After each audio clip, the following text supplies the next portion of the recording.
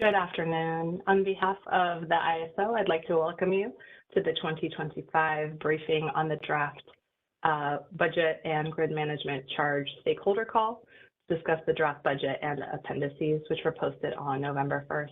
My name is Yelena Kopylov-Alford, representing ISO Stakeholder Affairs, and I'll be facilitating the web conference today. I'm joined by April Gordon, Executive Director, Financial Planning and Procurement, Ryan Segizio, VP, Chief Financial Officer and Treasurer in Finance, and Thomas Setlev, Manager in Financial Planning and Analysis. Just a quick reminder before we get started that these materials are available on the Budget and Grid Management Charge Process Recurring Process webpage. You can get to that page if you go to CAISO.com. Navigate to the Stakeholder Center tab at the top, select Recurring Processes, and that'll take you to the Recurring Process landing page.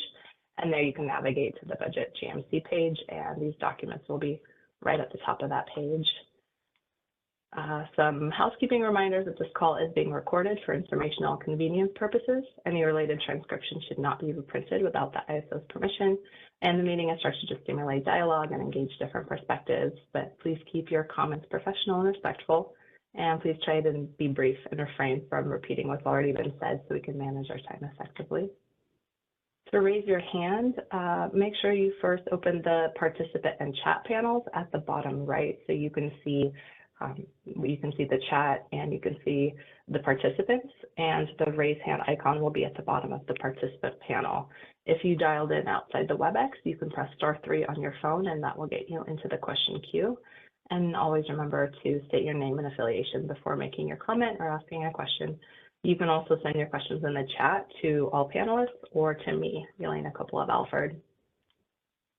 Our agenda for today, after I go over the introductions, we're going to go to Ryan Segizio for the overview, kind of background and highlights.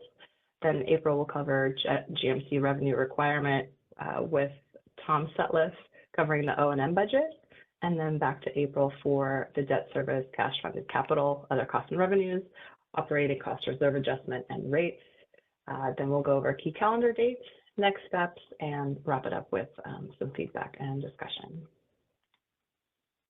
So here we have the timeline. We had our initial stakeholder meeting back in August, and then we're going through the internal development process from August to October. We posted the preliminary draft budget just last week, and this is now our meeting to discuss that. And here I'm going to hand it over to Ryan for the highlights.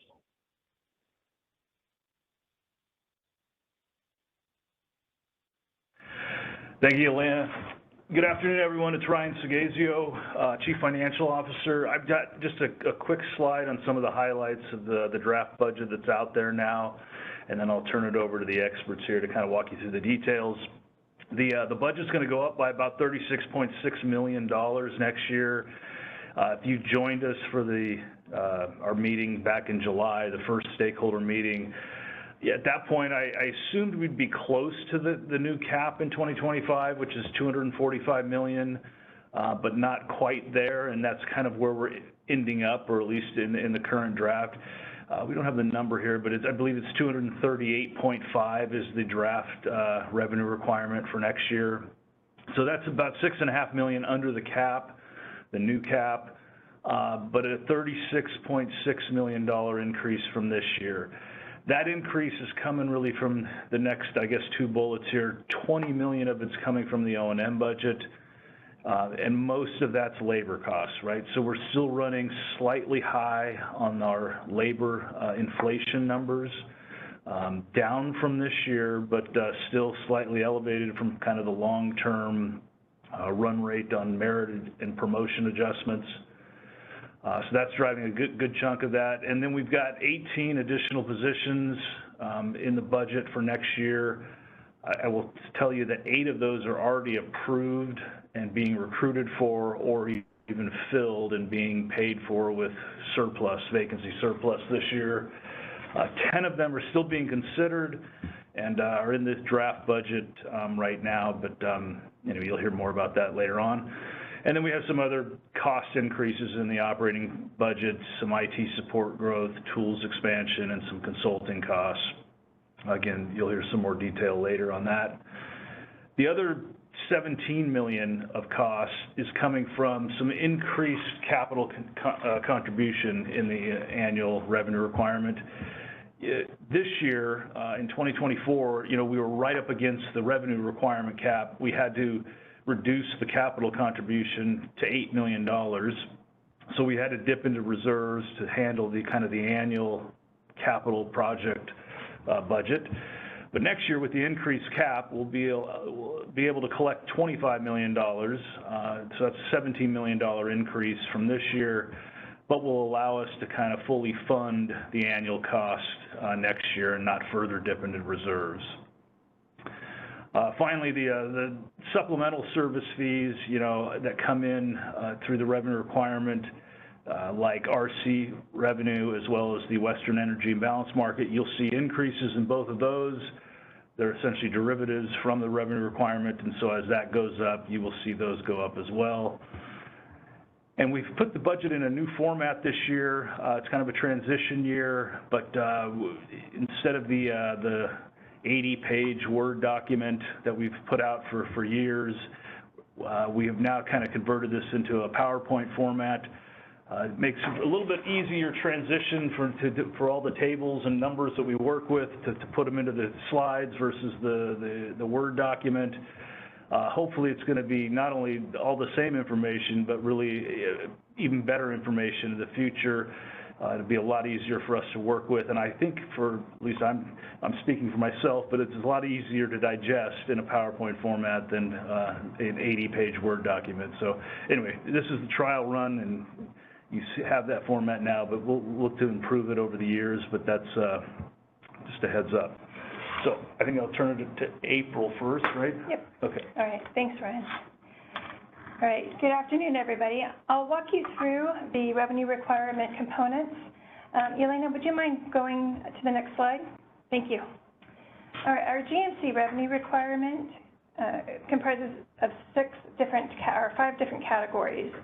The operations and maintenance budget is the largest component of the revenue requirement. That's where we hold labor costs as well as non-labor costs like telecommunications, hardware, software, consultants, contractors, travel, and so forth. You're going to see a $20.3 million increase in that component. Thomas is going to walk you through more detail around that request going into 2025 and also present the information in a couple of different ways, one by category, one by function, and one by process. So you'll have a better understanding of what's really driving that increase going into 2025. The debt service component is going to remain flat in 2025, and that debt service is to fund the cost of the Series 2021 bond that we refinanced back in 2021 on the 2013 bond to finance this new facility in Folsom, or the headquarters in Folsom. The next component is the cash-funded capital. This is where we hold the project budget going into the following year. The project budget could be used for capital items and non-capital projects. And for 2025, we're going to be requesting $25 million. Our other costs and revenues and our operating cost reserve adjustment, both of those components are going to help lower our revenue requirement going into 25. Our other costs and revenues are going to increase by $5 million, primarily with RC funding requirements and with the WEIM administrative charges. And the operating cost reserve adjustment, we're going to see a slight decrease from 2024's operating cost reserve adjustment down to $8.6 million in 2025, but it's still going to help to offset our revenue requirement. All told, the revenue requirement is going to be $238.45 million, and that's going to be an increase of about 18%. Now, we're also seeing a slight increase in our projected transmission volumes going into 2025. We're projecting those volumes will be about 248 terawatt hours. This represents a 2% increase. Now, if we take the GMC revenue requirement divided by our transmission volume estimates, we're going to get a pro forma cost, bundled cost per megawatt hour of 96 cents per megawatt hour. Now, this represents a 16% increase over 2024, but it's still under that dollar mark. Now, just a reminder, not any one participant pays that bundled cost. It's just designed to give you a feel for what you would pay per megawatt hour if you participated in each of our different lines of services in the grid management charge arena. Next slide, please. Now, we are projecting that our revenue requirement is going to continue to increase going into next year and into 2026 as well, and so forth to 2029. That revenue requirement increase is going to be not only due to just forecasted growth in the operations and maintenance area, but also due to how we're going to recognize the offsetting revenues that we have in our supplemental revenue areas, such as the WEIM charges. Now, despite the growth that we're projecting going into 2029, we're anticipating that our pro forma bundled rates are going to start decreasing in 2026. And that decrease is due to the additional volumes that we're going to be bringing in with our extended day-ahead market. Once the extended day-ahead market starts, we're going to start receiving those additional volumes in the day-ahead market. Those additional volumes are going to help to bring down our rates in the market services area as well as into our real-time system operations areas. Next slide, please. At this point, I'll go ahead and hand it over to Thomas Sutliff to walk us through the O&M budget items. Thank you, April. So the O&M budget, as April mentioned, is increasing by $20.3 million, and this is primarily driven by the additional positions, IT support, tools expansion, and consulting, as was mentioned.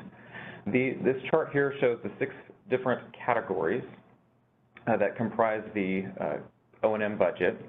And so I'd like to walk you through some of the primary drivers.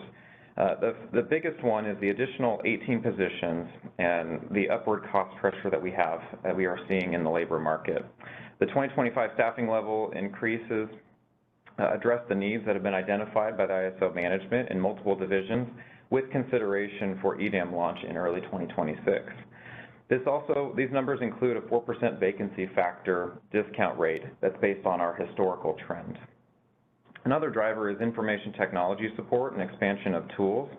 We've seen some growth for new software tools to suit the needs of various business units, one of which we are pursuing DOE grant funds to partially offset, as well as telecom cost increases for select services. And another area of increase is consulting support for studies and projects that are transitioning to a maintenance phase. Our Control Center Foundational Improvements and Modernization effort, also known as CCF-I&M, is moving into a maintenance phase. And also we have some interconnection and resource adequacy external support needs by consultants. Overall, note that these increases are partially offset by increased forecasting fees and generator interconnection participant fees, which can be seen on an upcoming slide. So with that, I'll hand it back over to April to continue through the different components. All right, thanks, Thomas. Next slide, please. All right, the next component of the revenue requirement is our debt service. As I mentioned earlier, it's going to remain $14.7 million going into 2025. Now, with the 2025 revenue requirement, the remaining principal on that series bond will be $139.1 million. And the remaining amounts will be collected as part of future revenue requirements out until 2039. The $14.7 million requirement consists of 2 components. The $11.7 million of it is in regards to the debt payments due to bondholders, and that would be for principal and interest. $3 million is to be collected for the required reserve. Now, this debt service will be in place, as I mentioned, until 2039. If rates are favorable, we have the ability to call the bond in February 2031. Next slide, please. Our cash-funded capital component is going to increase to $25 million in 2025. Now, we're proposing to keep the project budget at $25 million. And the proposed projects that we have listed include areas such as the reliability and efficient operations portfolio, technology foundation improvements, transmission planning and infrastructure, market and resource adequacy, as well as stakeholder engagement and customer service, people and culture, and then also facilities and other projects. Now, you'll notice that in the budget book, where our proposed projects total about $40.9 million. Well, we're going to continue to analyze those proposed projects and rank the projects that we need to move forward into 2025 within that $25 million budget. Next slide, please. Our other costs and revenues are going to increase to $5 million going into 2025. Now, these increases are really due to the growth in the revenue requirement. And what I mean by that is, for example, the reliability coordinator funding requirement is calculated as based off of the revenue requirement itself. So as that grew by 18%, the RC funding requirement also grew by 18%. Now, the Western Energy and Balance Market administrative charges are based off of the GMC charges. So with that, as the rates themselves grew by 18%, so did the administrative charges. A little bit more about the RC funding requirement. The RC funding requirement going into next year is based off of, as I mentioned, the revenue requirement. And we use 8% as the RC funding percentage to calculate that amount. All the other lines of revenue that we typically include are going to remain relatively low or flat. Next slide, please. Now, our operating cost reserve adjustment is coming in about $4.3 million less than last year. And that really has to do with the true-up of revenue collections and spend against budget from 2023. Now, we're really coming off of the tail end of those years in which the pandemic impacted our budget surpluses. So this is a downward trend that we're noticing that's in line with normal operating years that we've had. The operating cost reserve adjustment also includes a reserve for the O&M budget, and that's going up by about $400,000. It also includes the debt service collection from prior year, which is going back to the stakeholders and a credit of about $2.9 million. All told, the operating cost reserve adjustment will be a credit of $8.6 million, which will help decrease the revenue requirement. Now, going back to that operating reserve, with the 2025 budget, looking at a 15% operating reserve percentage, that puts our operating reserves at about $41.4 million. Next slide, please. This puts it as at our rates projection going into next year. You'll notice that all of the grid management charges are going up, and that's primarily due to the increase in the revenue requirement. We have a slight offset by the increase in projected volumes for those grid management charges and for some of the supplemental service rates. But it's still landing us with an increase, and as I mentioned, that's primarily driven by the higher GMC revenue requirement.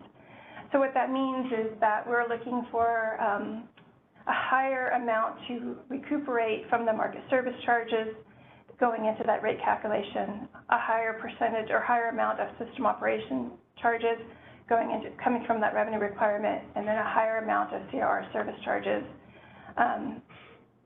being recuperated as part of that revenue requirement. The rates on the bottom, noted in gray, those are the WEIM charges and the RC service rate, and those are going up as well, and going up for their same reason, a higher GMC revenue requirement. Next slide, please. Yelena will walk us through to the next steps. Okay, so today, November 5th, we just finished our follow-up meeting, and the comments will be due on November 12th. Which is the same day that the draft budget is going to be reviewed at the Board of Governors. Then we will continue the internal budgeting process and go back to the December board for the decision. and the revenue requirement documents will be posted to the website toward the end of December. If we go to the next slide. And here's just the link to the page and where you can submit the comments on today's meeting. And if you have any questions, you can email that ISO Stakeholder Affairs email. Next page. Okay, that's all our slides. So if we have any questions or any discussions, raise your hand, or you can put a question in the chat. And this last slide is just a plug for our latest Energy Matters blog that we've posted in the last couple weeks.